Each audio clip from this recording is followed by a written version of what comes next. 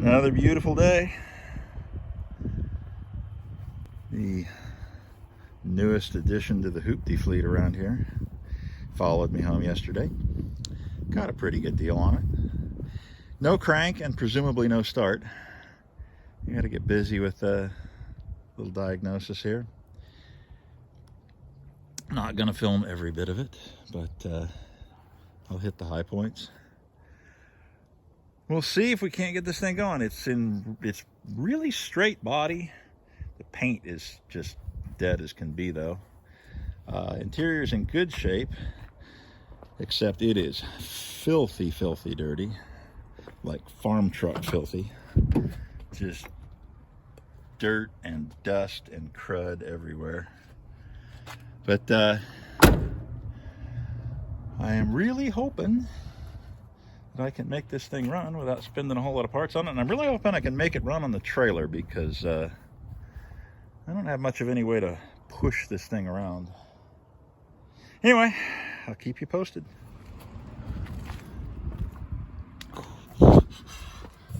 Quickly confirm the no crank here.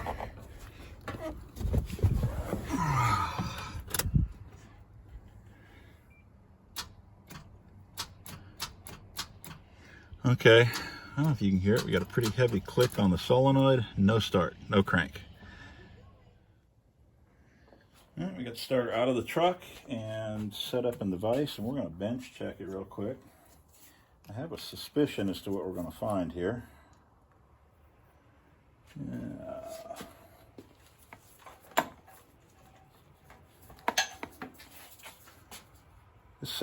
This truck sat for quite a number of years, I'm told. It's not going to surprise me if this works just fine now. Yep.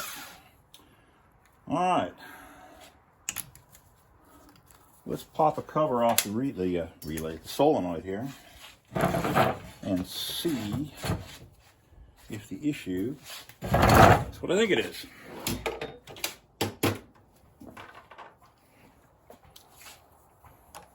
I like it when I guess right the first time.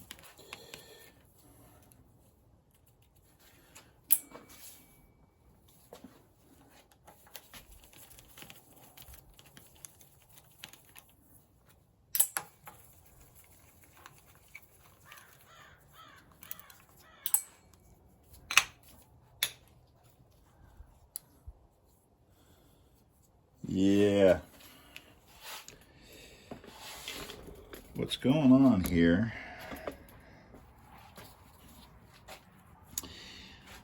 This is the shuttle in the solenoid, and it slides back and forth. When it's not energized, it sets out here. When you give it power, energize it, it pulls in. And this face right here, let's see if I can get this so you can see it well in the light.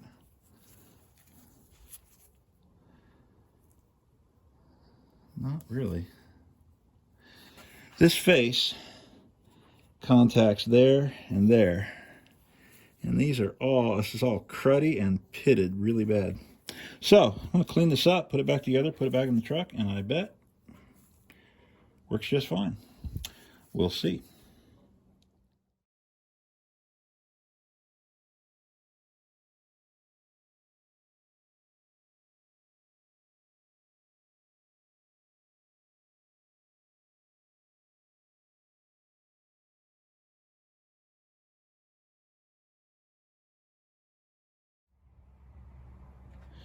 Cleaned, shiny, bright, and new. Back together we go.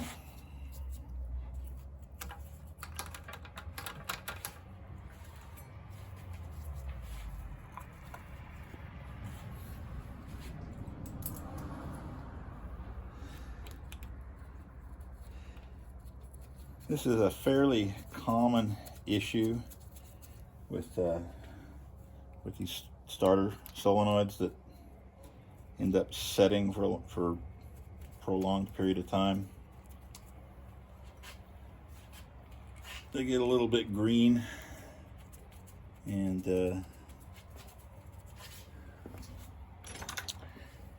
tend to pit real easy, just not make good contact. Anyway, should work just fine now, and saved me, I don't know, probably $100 to get it rebuilt. So I'm probably gonna spray that off and clean it up a little bit more before I put it back in, and I'm not gonna video that because there is just no way to get a good camera angle on that, especially working on the truck on the trailer. So we'll be back when it's all in.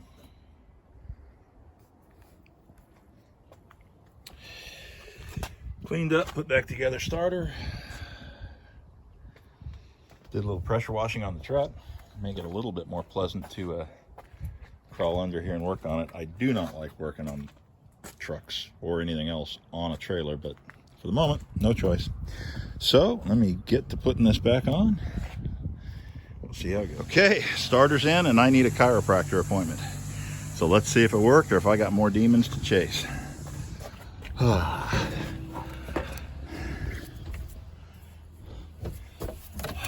listen up. Let's see. Ready? Whoop, I want that.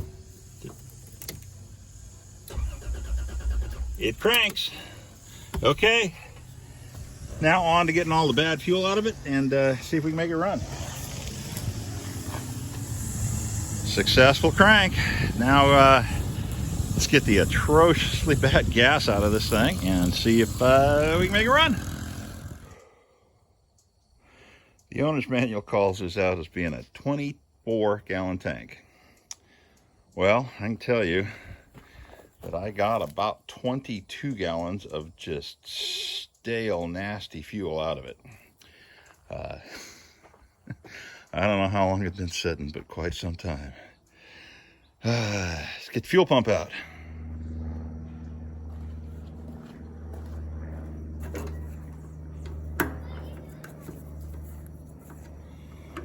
Working on the gas tank.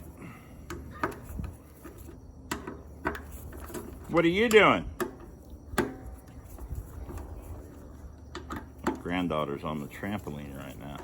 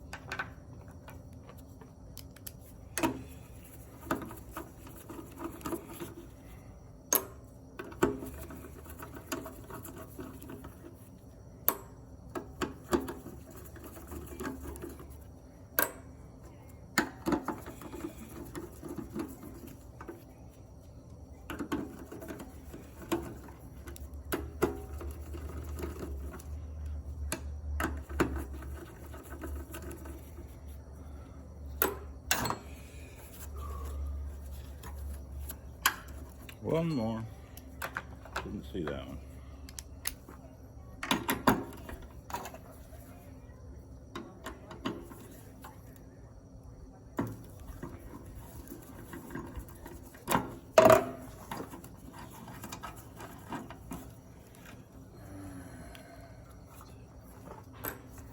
Let's see, we're going to separate these lines.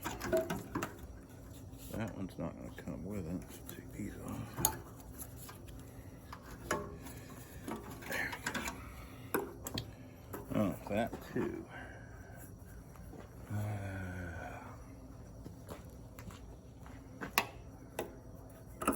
There we go. Oh, that's nasty. Oh, that is nasty, nasty. And the inside of the tank is nasty. Oh, man. Well, I think I might hit the wrecking yard and see if I can find a better, oh gosh, better version of that.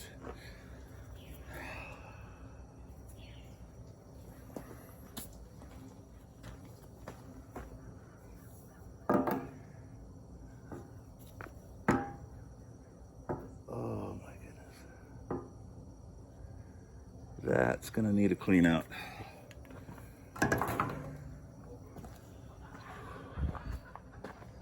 Let's pull the fuel gauge sender out and take a look at it as well, since we're already right here.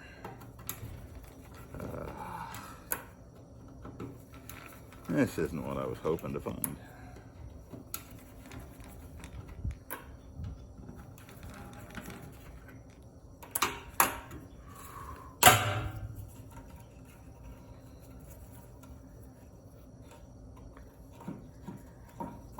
Oh, nasty, nasty.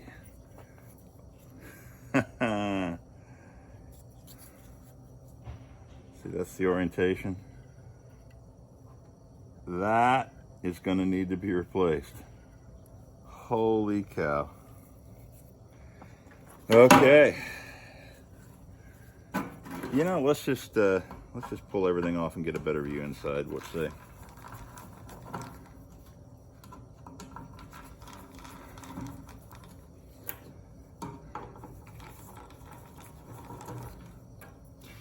This was a real pain getting the tank out with the truck on the trailer. I was hoping to leave that on the trailer until I could move it under its own power. And I don't think that's a reasonable goal at this point. I think that can be cleaned up and put back. I think I'm gonna need to get it off the trailer to continue on. I think that's going to be the best bet.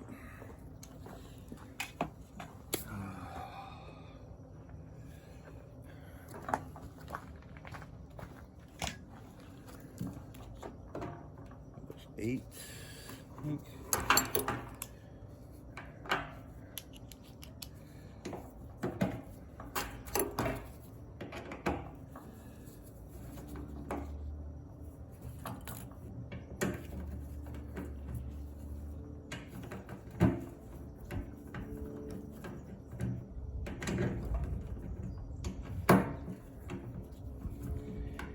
Living in Southern California, don't often have to deal with rust issues.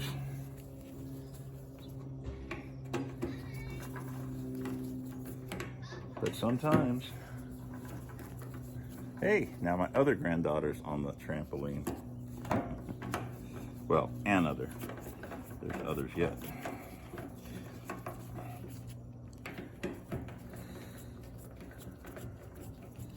Grandkids are a wonderful, wonderful thing.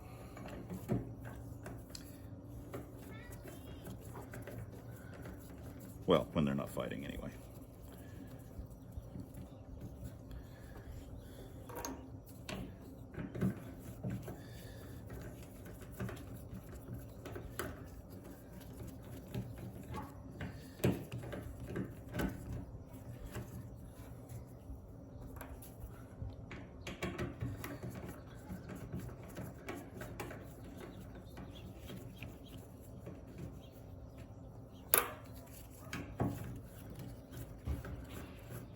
A beautiful sunny day yesterday.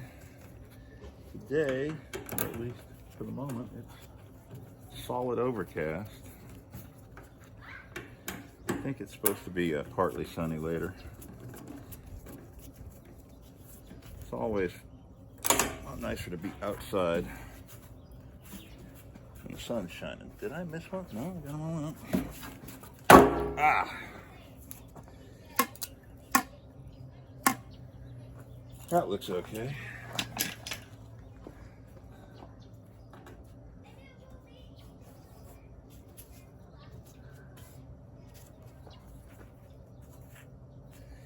Those seals are stuck pretty good. I think I'm gonna just leave those alone.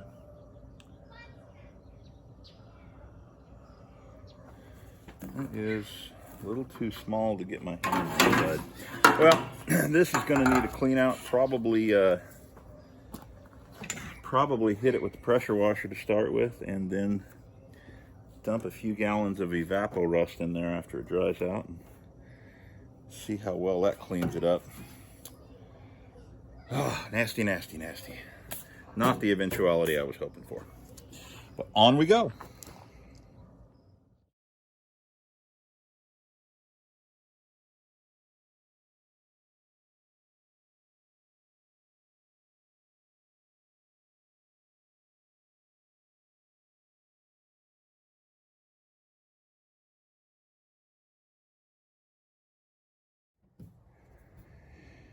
So we have a cleaned out fuel tank with a new used gauge sender float and a new used fuel pump bracket and fuel pump. Didn't video any of that because the junkyard doesn't like you videoing there. And the cleanout process was just lengthy and messy, and 2 trips to the hardware store to buy different swivel adapters for my pressure washer so I could get all of it, and pressure washing it and dumping it, I don't know, a couple dozen times till I got clean water out. And before and after photos here. Anyway, gonna put it back in now. I will not video the process of putting it back in because I don't really care to be the fat guy pretending to be an acrobat in a video. But get it back in, and hopefully at that point I can put some fresh gas in it, get this thing started and get it off the trailer. And I'll be back in a minute, I hope. Okay, we got a new fuel pump in it. It starts, it runs, sort of. Got it off the trailer. Gonna do a basic tune-up on it here. I think we're gonna throw some spark plugs in it and probably pull the injectors out, check them and clean them. But I think before we do that, a quick compression test just might be a good idea. Let's make sure we don't have any greater problems before going any further. So, without any further ado, number 1.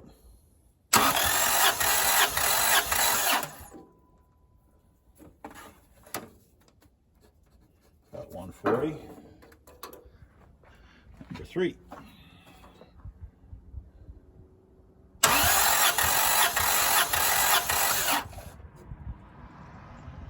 Call that a 130. Number 5.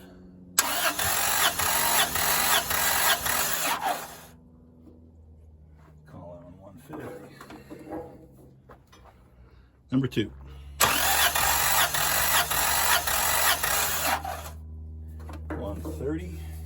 Number 4.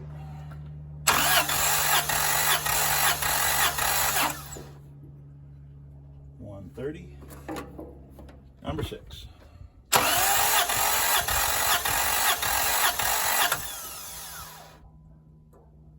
$125. Well, low 125, high 150. 3 at 130, 1 at 140. I'm going to say that's not too terribly bad.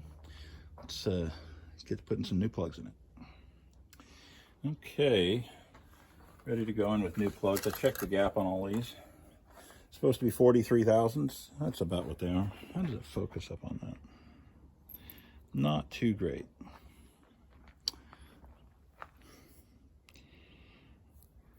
.43 thousandths side gap.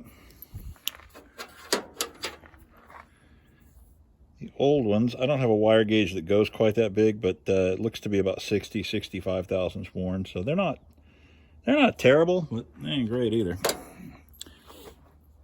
So for those of you who like to watch spark plugs being put in, here we go.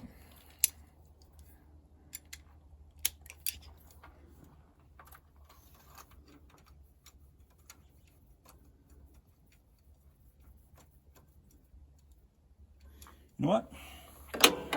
Aluminum heads, anti-seize.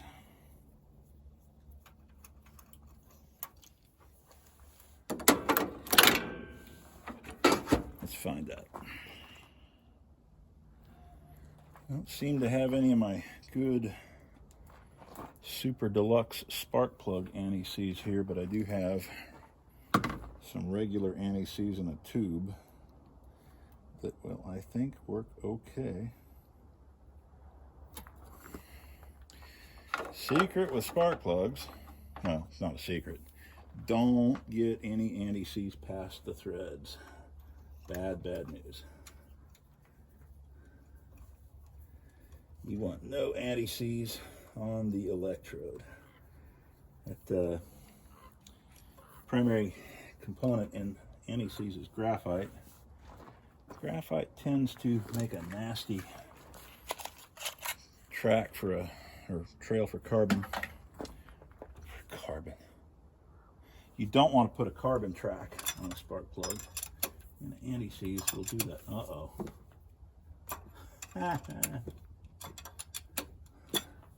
Well, that happens once in a while.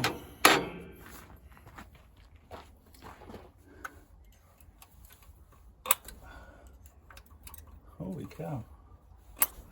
That spark plug really likes that socket.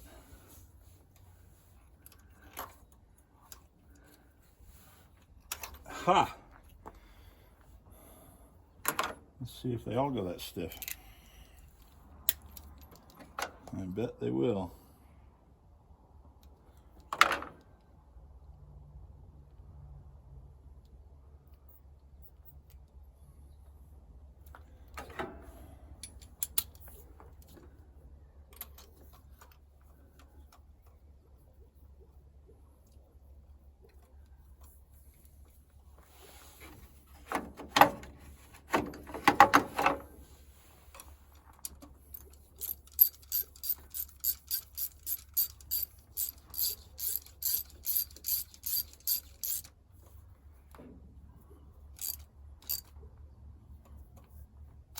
Yep.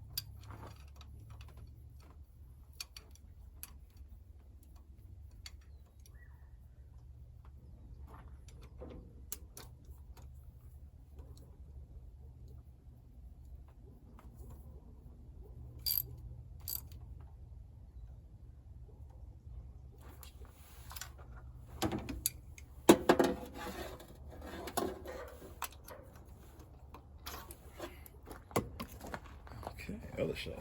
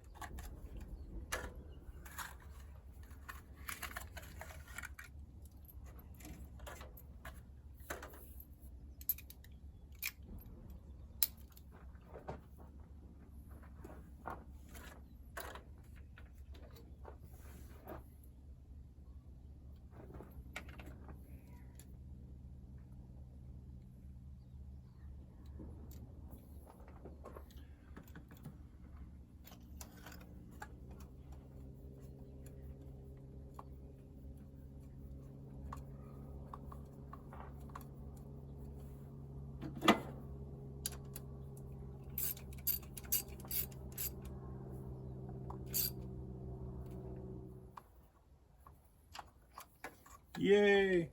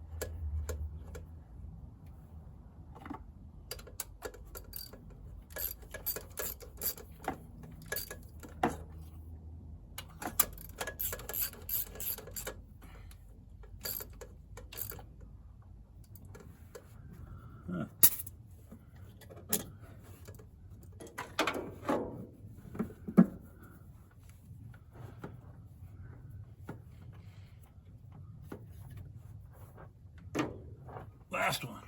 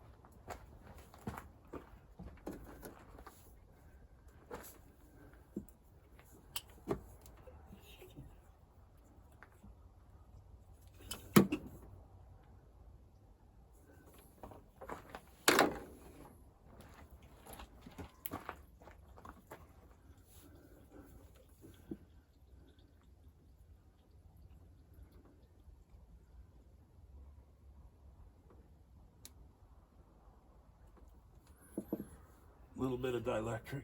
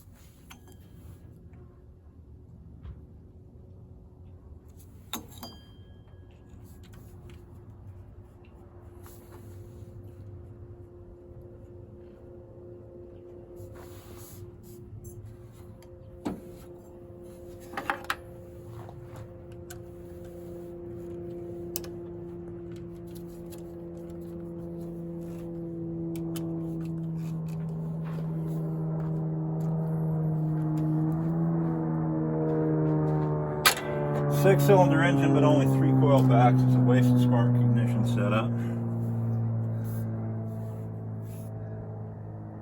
I think the later 5Zs had 6 different coil backs, but not positive about that.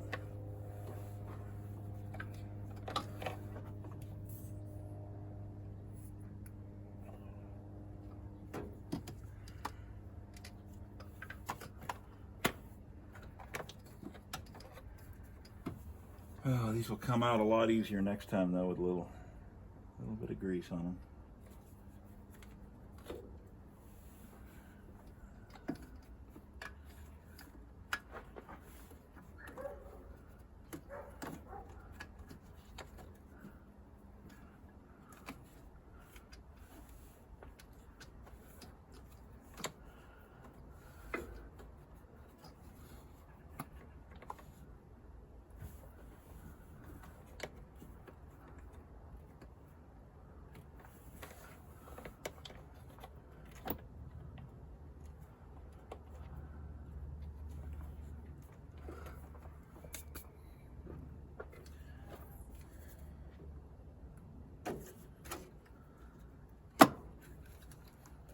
All right, a little bit of cleanup and put away. A little more put back together.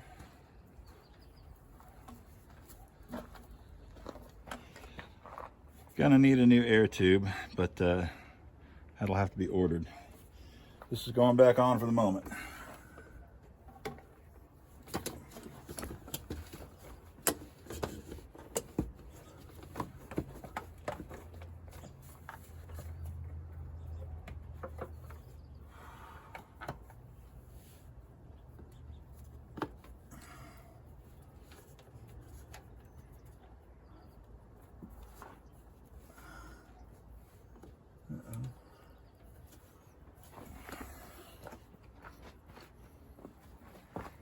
Up on over here.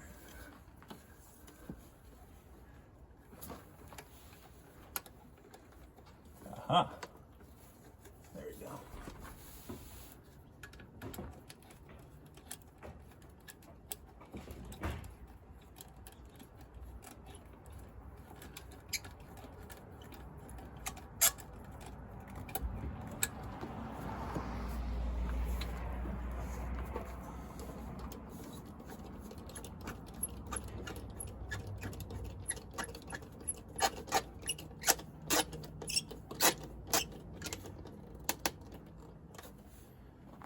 Okay, plug the starter relay back in and see how we did here.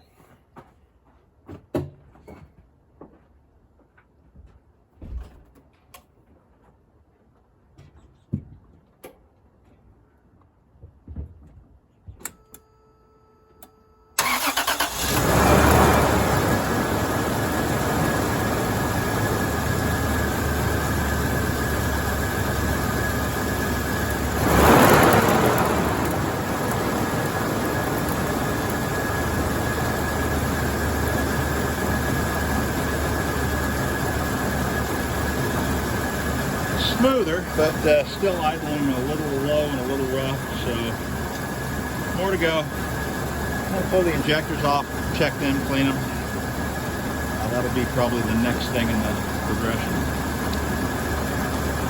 Probably call it here for now, at least for today. And we'll see you in mere moments or in the next video.